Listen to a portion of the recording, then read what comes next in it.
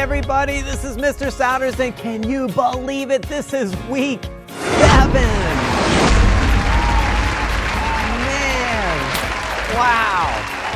I cannot believe we are into week 7, guys. And, you know, today is a really fun day. There are a lot of really cool instruments you're going to get introduced to today. Now let's just review what we've already talked about. In the orchestra, we have small families of instruments, right? And we've talked about the strings, the brass. Last week was the woodwind family. Remember the guy making the clarinet out of a what? A carrot. Craziness. I'm telling you, you will never see such crazy things than you do here in music class with Mr. Souders. All right, now the last one is today, the last family in the orchestra. This is the percussion family. Percussion. Now, when you think of percussion, you might think of drums or cymbals, but honestly, guys, there's so many different percussion instruments. Anything that you can hit, shake, scrape, or rub, all right? Anything you can smack, boom, boom, boom, okay, or crash, right? Or scrape, zoop, zoop, zoop, or rub together, all right, all of those kind of things fall into the percussion family. Now, guys, the percussion family has the widest variety of instruments of any of the other families. And it also happens to be the oldest group of instruments out of all the families of instruments. The only thing that could be considered older as an instrument than percussion, than drums, is the human voice. Now, I know we had the human voice ever since we were first, here as humans, but honestly, someone at some point decided that they could hum or sing, right? And they started making little melodies or whatever with their voice. So that would be the first instrument, I'm sure, before ever getting into any kind of percussion. But think about it, guys.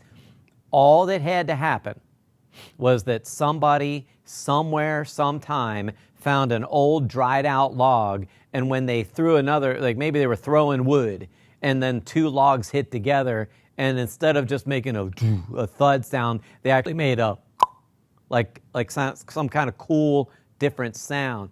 And the person was like, hey, that kind of sounded cool. All right. And so all of a sudden, hollowed out logs became probably the first drums. Also, not only could they, beat on the side of it, but then at some point somebody figured out, okay, what if I take some kind of animal skin or something and stretch it over the end of a hollowed out log, right? Stretch it over the end and boom, boom, boom, boom, boom, boom. Then you had drums like we even think about drums today. So these are ancient inventions of instruments, guys. But that's not all about the drums, guys. There's amazing history with drums. Look, the big kettle drums, that'd be kind of like the first big drums. You had big, huge hunks of wood with skin stretched over the top and boom, boom, boom. They literally, back in ancient wars and stuff, would ride with one on either side of them.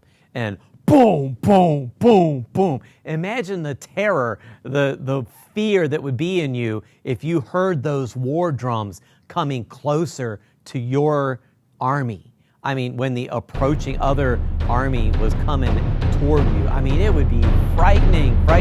And then, of course, snare drums. Snare drums were the smaller drums with the little metal coil things that go on the bottom. They're called snares, and they make it sound really, really, my word is crispy, all right? All right, those were used in military much, much more to keep what's called a cadence. A cadence is when the beat's going and you see the either marching band or a military group marching to the cadence, right? You probably didn't see my feet, so you're seeing me do this. I was marching. Okay, sorry. Anyway, then you have all sorts of other cool instruments, and this is where it gets so interesting. Guys, you have little instruments from all over the world. I mean, literally every part of the earth. that is considered a percussion instrument because you might, scrape something, or you might shake things, or you might rub things together. And I'm going to come right back with some examples. All right, guys, I have a few examples here of percussion instruments that are unique and different. All right, first of all, this is a tambourine. Right? It's got the little teeny metal cymbal-y things that go inside it, and then you can either shake it, or you can hit it, okay? Or you can hit it on your hip if you want. All right, all sorts of different things. But that is the tambourine, or you can shake it like this to get, different sounds. Okay, and that's one. Here's another. Now, you know what this is. This is a maraca, or a shaker, right? There it is. Okay, now that's usually a gourd, dried out pumpkin or gourd filled with seeds or beans, okay?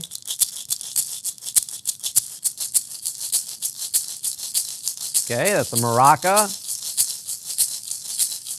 And these come in all shapes and sizes, including one that I don't have right here, like little egg shaped, right? And you can shake that. It's called an egg shaker, for real.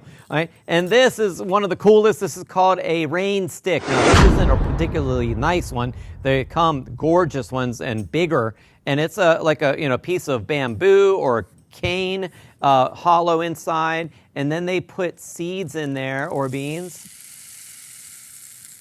And it kind of mimics or imitates a rain sound.